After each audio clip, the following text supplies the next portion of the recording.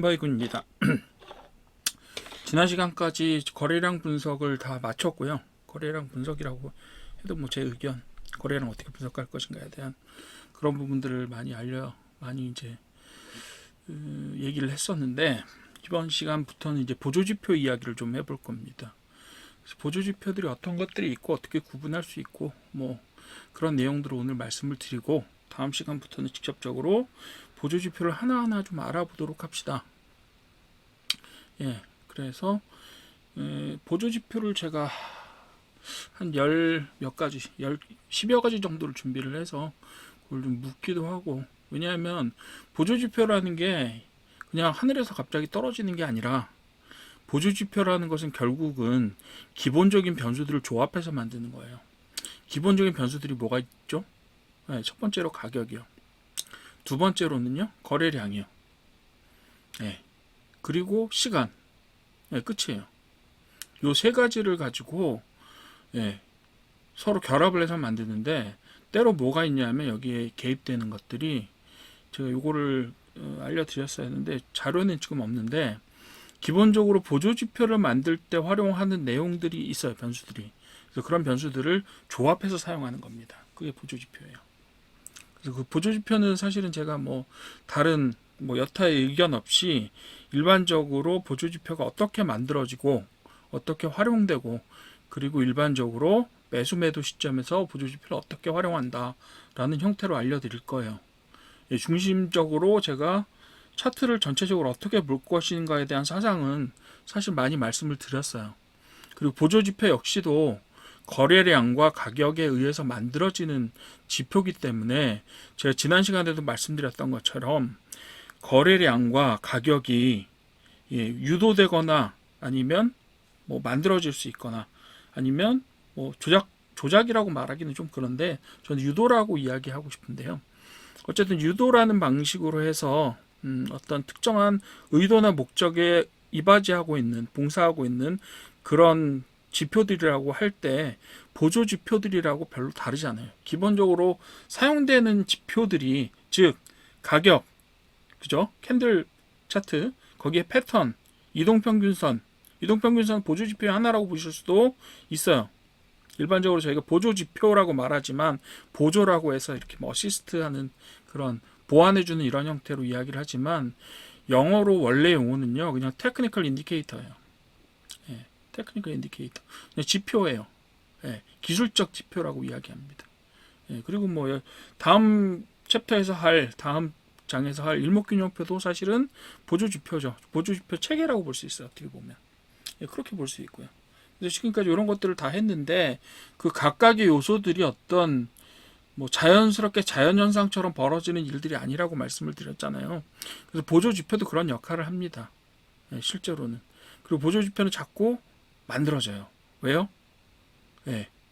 이게 분석가들의 일이기도 하고, 기술적 분석가들이 무슨 일을 해서 돈을 버냐 하면 보조지표들을 자꾸 만들어서 돈을 법니다.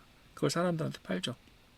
그렇게 하고, 또 책도 쓰고 기사도 쓰고 보조지표를 이용해서 논문도 쓰고 이렇게 합니다. 그래서 그런 걸 해가지고 돈을 버는데요.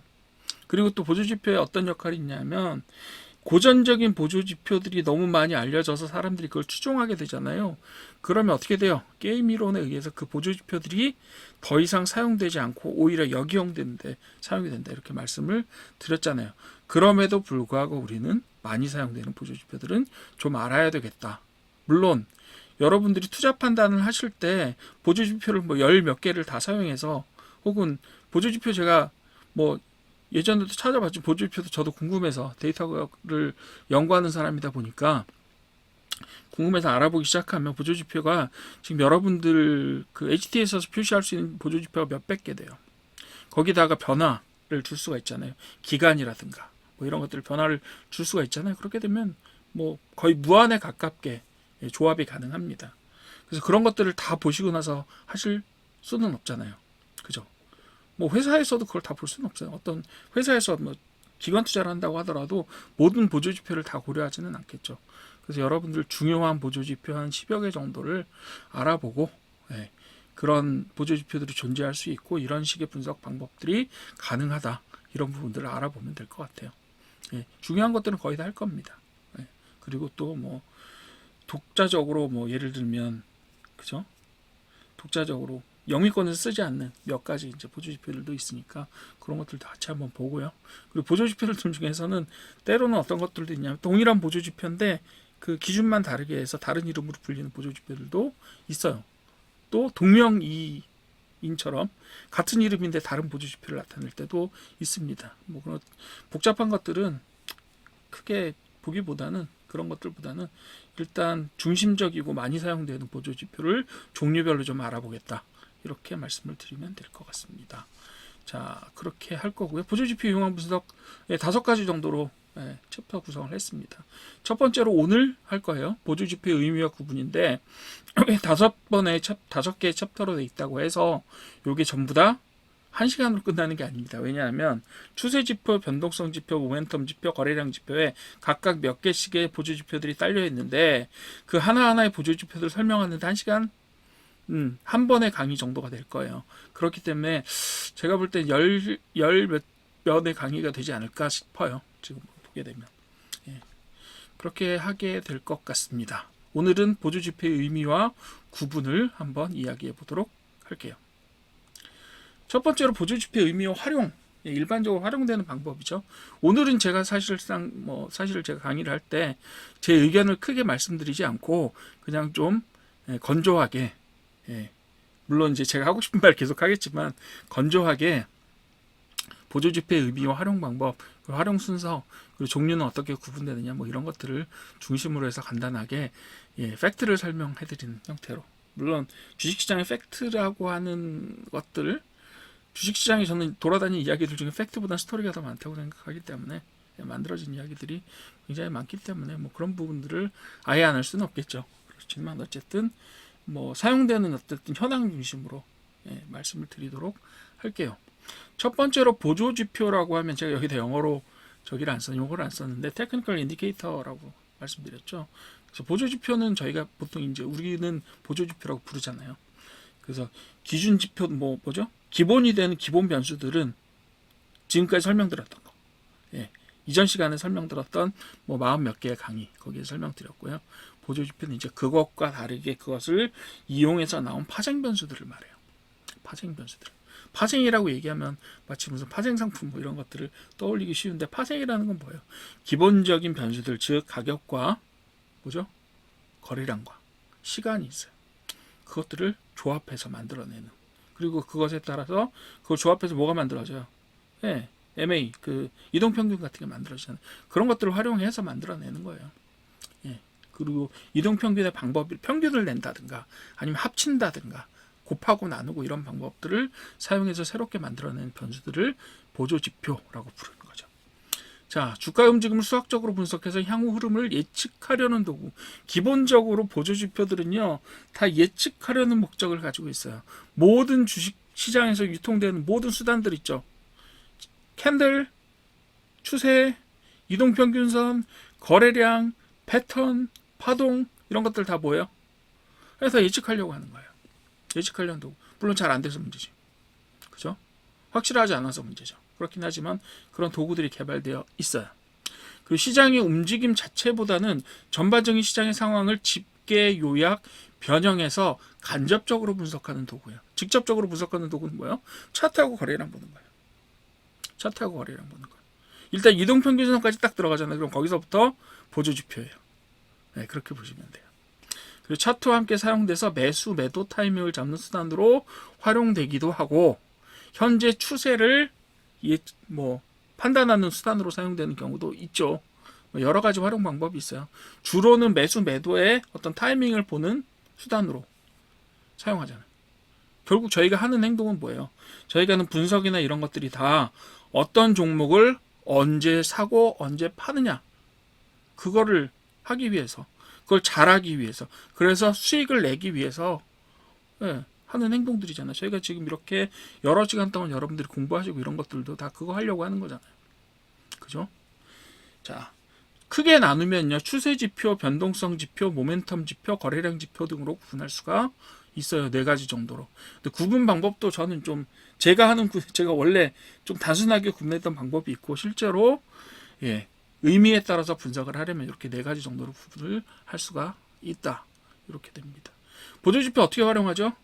네, 보조지표를 활용해서 뭘 하느냐 하면 시장의 과열이나 침체, 정상, 비정상 여부, 추세 지속 전환 등을 판단하는 기준으로 활용합니다. 그리고 각각 보조지표의 종류에 따라서 어떤 것들을 중점적으로 보는지가 달라요. 예, 물론 추세 변동성 모멘텀 거래량이라고 할 때 그 각각의 구분에 따라서 주 목적이 있고요. 세부적으로 하나하나의 보조지표들을 들어갔을 때 그들이 사용하는 기본 변수량과 그리고 결합하는 그 변수들을 결합하는 방법이나 이런 것들을 통해서 특정한 목표를 가지고 개발된 것이 바로 뭐다? 예, 보조지표들이다라고 보시면 돼요.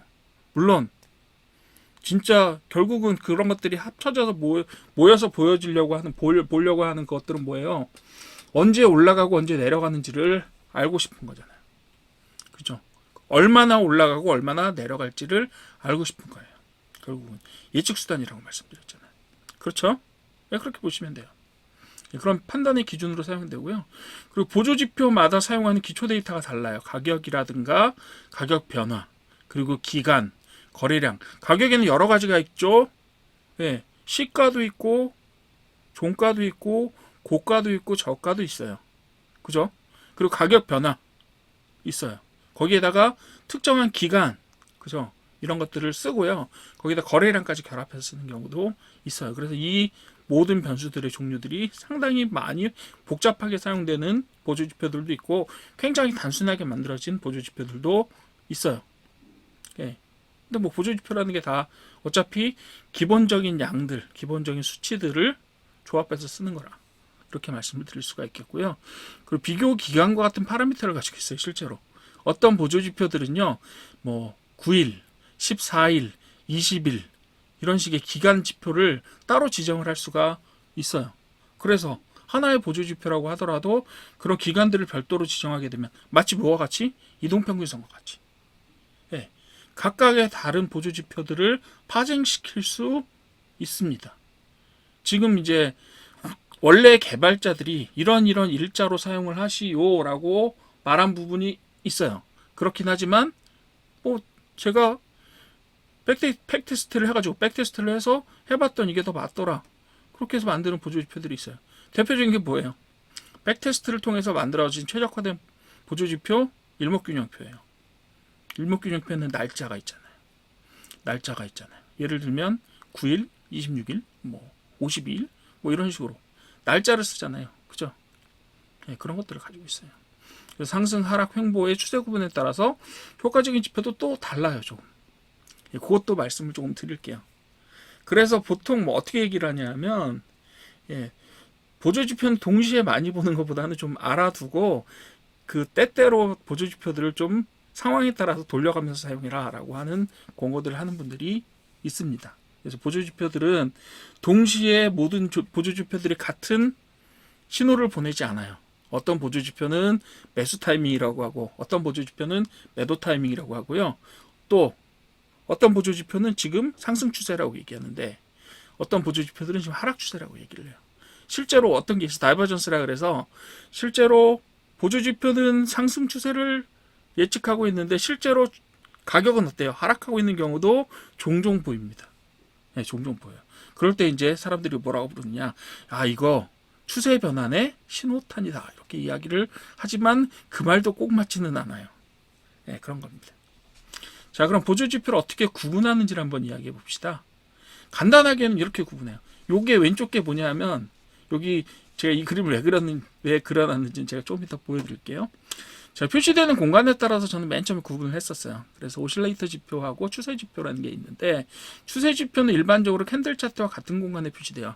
볼린저 밴드라든가 엔벨롭이라든가 이동평균선 이런 것들이 다 여기에 표시될 수가 있죠. 일목균형표도 어때요?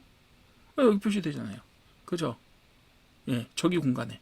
그래서 요 시간적인 요 가격의 움직임하고 실제로 그 보조지표들 합쳐서 보여준단 말이에요. 그죠? 여기 보시면 잘 보시면 여기 볼린저 밴드 합쳐놨어요. 그죠? 그래서 밴드 쓰실 때는 볼린저 밴드 쓰시는 분도 있고 엔벨롭 쓰시는 분들도 있고 또 다양하게 존재합니다. 예, 그렇게 보실 수 있고요. 그리고 이 아래쪽에 뭐가 있죠? 거래량. 거래량이 있죠. 단순하게 거래량도 있고 거래 금액도 있는데 거래 금액은 좀 자세하게 보셔야 돼요. 그리고 여기다가 어떤 걸 쓰시는 분들이 있냐면 제가 좀 이따가 말씀드리겠지만 VMA라 그래서 거래량 이동평균선을 사용하시는 경우도 있어요. 네. 그리고 맨 아래쪽은 이것이 바로 오실레이터 지표입니다. 오실레이터 지표. 보통은 0에서 100 사이를 왔다 갔다 하거나 마이너스 100에서 100 사이를 왔다 갔다 하거나 혹은 단위는 좀 차이가 있을 수 있으나 기본적으로 기준선과 상한, 하한선을 가지고 그 안을 왔다 갔다 하는 지표를 오실레이터 지표라고 불러요. 오실레이터 지표라는 이름은요, 원래 어디서 만들어졌느냐? 오실레이터라고 하는 부품이 있어요. 전자소자가 있어요. 걔는 뭘 만들어내느냐 하면 진동이나 일정한 어떤 웨이브를 만들어내는, 파동을 만들어내는 전자도구예요. 전기회로? 뭐 이렇게 말씀드릴 수 있어요. 왼쪽에 보는 거는, 왼쪽에 보시는 이 기계는 오실로스코프라는 기계입니다. 그래서 오실레이터에서 만들어진 파동을 눈으로 볼 수 있게 만들어주는 그런 기계예요. 그죠? 여기에서 보시는 파형하고 여기에 보시는 파형하고 모양이 비슷하죠. 어쩌면 사람의 목소리 파형 보신 적 있어요? 네, 비슷합니다. 이 오실로스코프에서 보는 파형하고 비슷해요. 파동의 모양하고 비슷해요. 이게 오실로스코프고 이게 오실레이터에서라고 우리가 부르는 그 지표들입니다. 그래서 시장의 어떤 파동들이나 뭐 이런 것들을 가공해서 이런 형태로 만들고 이걸 오실로스코프라는 기계로 보는 거예요. 실제로 저희는 오실로스코프처럼 요 오실레이터 지표들을 아래쪽에서 바라보고 있죠. 그리고 이걸 뭘로 삼아요? 판단 기준으로 삼는다. 이렇게 보시면 되겠습니다. 참고사항으로 한번 그림을 넣어봤어요.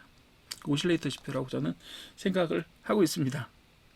그런데 보통 이렇게 추세 지표하고 오실레이터 지표 두 개로 구분하는 경우인데 저하고 좀 다르게 구분하는 경우도 있어요. 근데 여기서는 저는 조금 더 세분화해서 네 가지 목적별로 혹은 변수의 사용별로 네 가지로 구분을 한번 해보겠습니다. 자, 활용되는 기초 변수에 따라서 혹은 기본 변수에 따라서 혹은 중심 변수라고도 썼는데 제가 뭐 쓰다 보니까 이렇게 됐어요. 활용되는 기초 변수에 따라서 뭐 네 가지 정도로 구분을 할 수가 있습니다. 앞에 보셨었죠? 추세 지표, 변동성 지표, 그리고 또 뭐 있었죠? 모멘텀하고 그다음 거래량. 뭐 이런 식으로 네 가지 정도로 구분을 할 수가 있어요. 근데 앞에서도 추세 지표가 나왔고 여기서 추세 지표가 나왔는데 조금 의미는 다릅니다.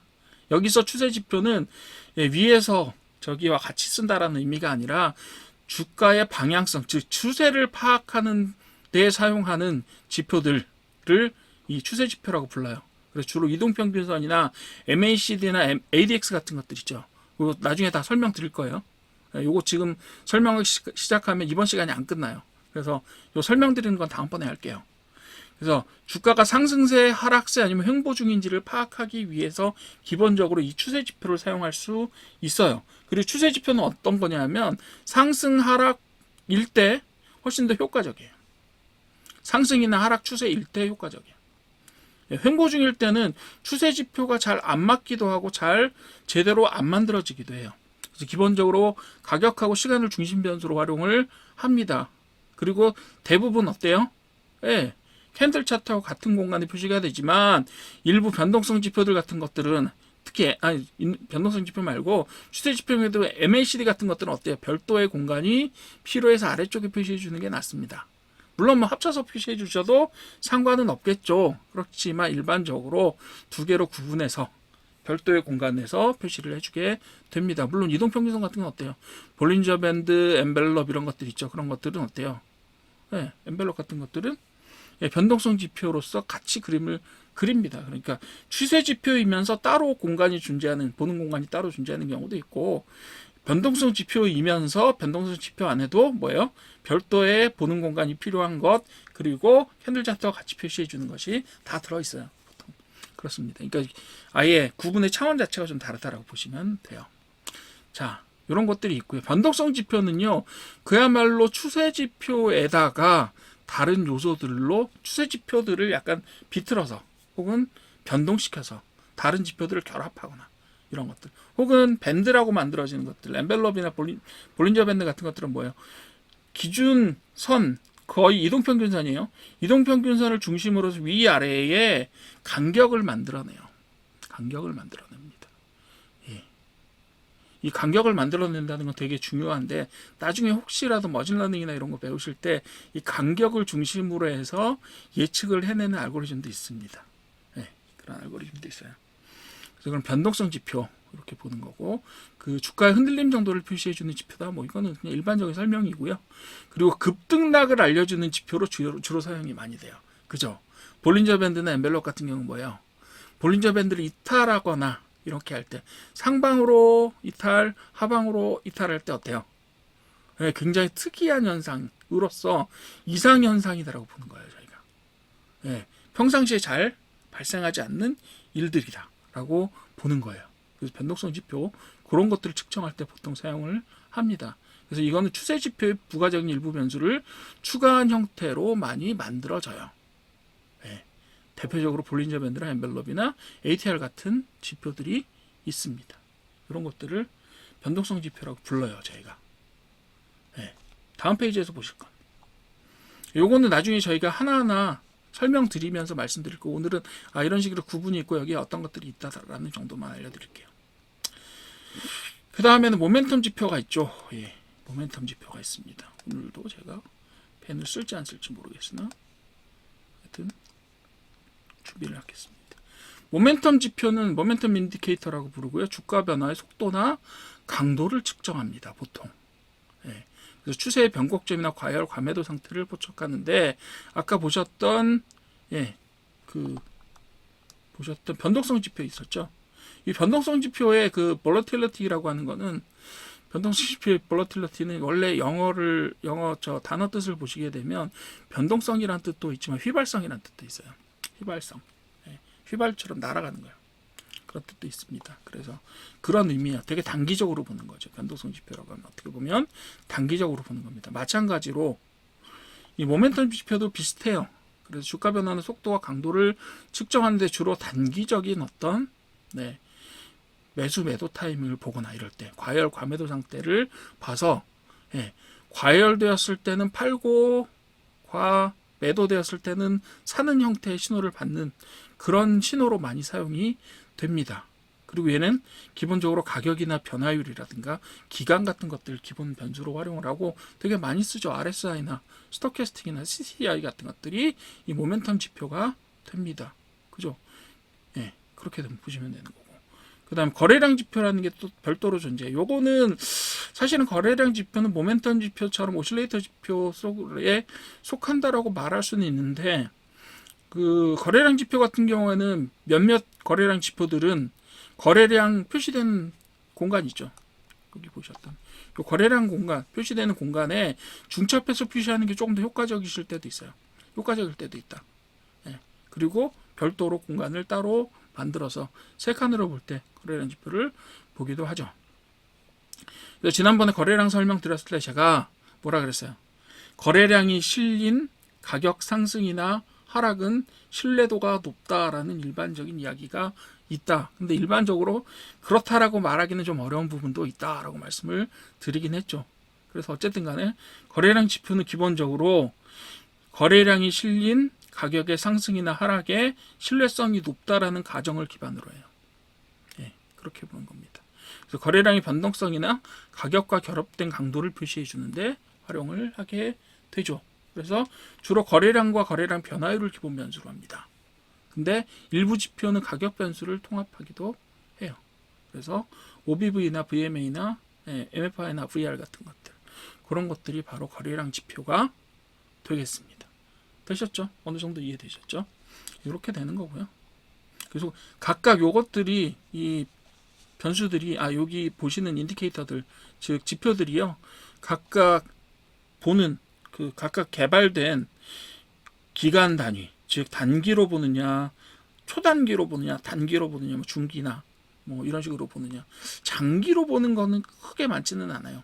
그렇게 한다 어쨌든 간에 그런 것들의 보조 지표들이 목적들이 각각 다 있어요. 여러분들 예를 들면 금융 상품들도 목표 기간이 있거든요. 예를 들면 펀드나 뭐 보험이나 뭐 이런 것들은 되게 장기인 경우도 많잖아요. 근데 단기에 어떤 금융상품들, 수익을 올리는 금융상품들, 이런 것처럼 이 보조 지표들도 각각 목표가 다르고 목적이 다르고 어떤 것들을 예측하고 싶으냐에 따라서 설계되었고요. 그리고 기간도 달라요. 그렇게 보시면 되겠다. 그리고 다음 페이지에서는 활용 순서하고 주의사항을 좀 봅시다. 근데 여기 활용 순서라고 나오긴 나왔는데 이 활용 순서가 앞뒤가 조금 바뀌기도 하고 위에 세 개는 분명히 활용 순서예요. 근데 나머지 세 개는 약간 주의사항에 가까워요. 혹은 어떻게 활용하라는 활용 방법에 가깝습니다. 그래서 한번 알아보죠. 첫 번째로 시장 상태 진단을 해서 추세냐 횡보냐를 보는데 요거는 요거하고 조금 연관성이 있어요. 지표를 선택해서 지금이 상승 추세냐 하락 추세냐를 판단해 주는 지표들도 있단 말이에요. 그렇기 때문에 여러분들이 추세 판단을 자의적으로 직접 차트를 보고 판단을 하실 수도 있고 어떤 특정한 지표를 보고 지금이 상승 추세냐 하락 추세냐를 판단하실 수도 있어요. 그러니까 이게 도구가 될 수도 있고, 그죠? 그 다음에 요 상태가 판단이 되면 여기에서 어떤 것들을 쓸 것인가를 판단하는 기준이 될 수도 있어요. 그러니까 예를 들면 어때요? 추세를 판단하는 지표를 가지고 지금의 추세를 판단한 다음에 그 추세에 맞는 지표를 선택을 한다 이렇게 보셔도 돼요. 혹은 직접 판단하셔도 돼요. 근데 제가 말씀드렸던 것처럼 추세 판단이라는 것이 되게 자의적이에요. 자의적이라는 무슨 말씀인지 아시죠? 자기 하고 싶은 대로 하는 거예요. 그래서 각각의 추세에 대해서 사람들마다 기준이 달라요. 기간 기준에 따라서 다르고요. 예를 들면 일봉 보시는 분, 주봉 보시는 분, 월봉을 주로 보시느냐에 따라서 추세를 판단하는 기준이 조금 달라집니다. 그죠? 맞잖아요. 분봉 보시는 분은 분명히 급상승이지만 전체적으로 봤을 때 중장기를 보시는 분들은 하락 추세라고 볼 수도 있는 거잖아요. 그죠? 그런 것들이 있어요. 그렇기 때문에 지표 선택하고 시장 상태 진단은 서로 보완적이고 서로 왔다 갔다 하고 서로 활용을 하는 거예요. 둘 다. 그죠? 그렇게 보시면 될 거고요. 그 다음 매수 매도 신호를 확인하고 들어갈 거냐 말 거냐 결정하면 되는 거예요. 되는 건데 문제는 그 지표를 특정한 보조 지표를 사용해서 신호를 읽을 때 어떻게 해야 되냐. 아까 말씀드렸던 것처럼 그때에 맞는 보조 지표를 활용하지만 어때요? 지표 간 조합을 좀 해보면 더 좋겠죠. 예를 들면 그죠? 거래량 지표와 모멘텀 지표를 같이 활용을 한다든가, 그죠? 그리고 아까 보셨던 변화량 지표 같은 것들도 있잖아요. 그런 것들도 단기간에 얘가 이탈하는지 이런 것 이상 여부를 확인하고 그리고 그렇게 해석하시는 분들도 있어요. 근데 그게 제가 이평선 할 때 그렇게 강조를 많이 해드렸긴 했지만 이평선이라는 것은 가격의 결합에 의해서 만들어진 단순한 결과값이에요. 그렇기 때문에 가격이 이평선에 수렴하려는 성질을 가지고 있다라고 하는 것들은요, 선후를 잘못 생각하시는 부분일 수도 있어요. 선후를. 왜냐하면 사실상 평균에 회귀하기 때문에 모든 통계량이라고 하는 것들은 데이터량이라고 평균에 수렴하기 때문에 결국은 수렴한다라고 이야기해도 크게 틀리지는 않아요. 그렇지만 선후가 좀 바뀌었어요. 왜요? 평균이란 각각의 데이터량에 따라서 만들어지는 후행적인 파생적인 양이기 때문에 그것들이 그 개별의 데이터량들이 거기에 수렴한다라고 말하는 것은 데이터를 만들어내는 부분에 있어서는 조금 순서가 잘못된 거다라고 저는 보는 거죠. 어쨌든 간에 지표 간 조합으로 신뢰를 높일 수 있어요. 지표 간 조합 어떻게 하실 수 있냐면 예를 들면 그 모멘텀 지표하고 뭐하고 결합해요? 그 이동평균선하고도 결합하고요. 그리고 때로는 거래량 이동평균선하고 결합하셔도 되고 이런 방법들을 통해서 좀 일치되는 점, 그죠? 그런데 잘못 사용하시면 안 돼요. 예를 들면 모멘텀 지표를 추세 판단을 하는데 사용하신다든가 이렇게 하는 것들은 조금 맞지 않는 목적으로 사용하셨을 때는 그런데 어쨌든 성격을 잘 아시고 하나하나의 성격을 좀 아시고 잘 결합해서 사용하실 경우에는 신뢰도를 상당히 높일 수 있는 수단이 될 수도 있다. 이렇게 보시면 되겠고 그리고 가능하면 백테스트 해보시라 라고 말씀드리는 거. 왜냐하면 그냥 자기가 믿고 해요. 근데 자기가 가지고 있는 주식 혹은 자기가 투자하려는 주식하고 이 보조지표가 안 맞는 경우도 있거든요. 그래서 그런 것들은 좀 검증을 해보시라라고 말씀을 드리고 싶고, 맨 마지막으로 지표와 기본적 분석을 병행한다. 이거는 저도 매번 말씀드리는 건데, 지표라고 하는 것들, 즉 가격의 기본적인 지표들과 보조지표들이라고 하는 것들은 결국은 어때요? 시점에 대한 결정 권한들을 주로 저기를 합니다. 시점에 대한 그 결정들을 주로 역할을 그걸로 목표로 하고 있어요. 그래서 종목 선택이나 이런 걸 할 때는 어쨌든 기본적 분석을 하셔야 돼요. 그죠? 또 때로는 기본적 분석을 통해서 시점에 대한 부분도 어느 정도 힌트를 얻으실 수 있는 경우도 있습니다. 마지막으로 보조지표 활용 시 주의사항이 있을 수 있죠. 첫 번째는 제가 매번 말씀드리는 거예요. 보조지표는 참고 도구고, 어떻게 보면 제가 좀 강하게 말씀드리면 조작 가능합니다. 그래서 절대적인 기준이 될 수 없어요. 속임수의 도구가 될 수도 있다. 두 번째로 동일한 지표라고 하더라도 기간 설정에 따라 신호가 달라질 수 있다고 말씀드렸죠, 제가. 기간 설정에 따라서 값이 달라져요. 그렇기 때문에 보조지표를 어떻게 쓰는가라는 부분들이 굉장히 자의적으로 해석될 가능성이 높습니다. 그런 부분들이 항상 존재한다. 제가 누누이 말씀드렸죠. 이평선도, 그리고 추세도, 그리고 다른 거래량도, 때로는 파동이나 뭐 이런 것들도 다 자의적인 해석이 가능하기 때문에 주의를 좀 하셔라, 이렇게 말씀을 드렸고요. 그리고 지표 간 상반된 신호 나올 수 있다고 말씀드렸어요. 그래서 종합적인 판단을 하셔야 된다. 그런 부분들이 있고요. 마지막으로 시장의 뉴스나 심리 변동성 같은 것들은 지표에 반영되지 않는다라고 할 수도 있고 된다라고 할 수도 있어요. 결국 시장의 뉴스나 심리 같은 것들이 어때요? 그런 것들의 움직임이, 그리고 유도된 움직임이 어떻게 해요? 가격이나 거래량으로 나타나잖아요. 그래서 지표에 반영이 안 된다라고 할 수도 있고, 왜냐하면 외적인 존재니까 지표 자체는 다른 거고, 그래서 반영이 안 된다고 할 수도 있고 이미 반영하고 있다라고 이야기할 수도 있고요. 그리고 시차를 두고 앞으로 반영될 것이다라고 이야기할 수도 있어요. 혹은 반영되었다라고 이야기할 수도 있고요. 되게 여러 가지 해석이 가능하니까 이런 것들을 한번 종합적으로 판단해서 적용을 하셔야 된다라고 하는 첫 번째 기본 전제를 깔고, 다음 시간부터는 하나하나의 보조지표를 보면서 가도록 하시죠. 제일 보기 쉬운 것부터 갈게요. 그렇게 하도록 하겠습니다. 자, 오늘도 강의 듣느라고 수고하셨고,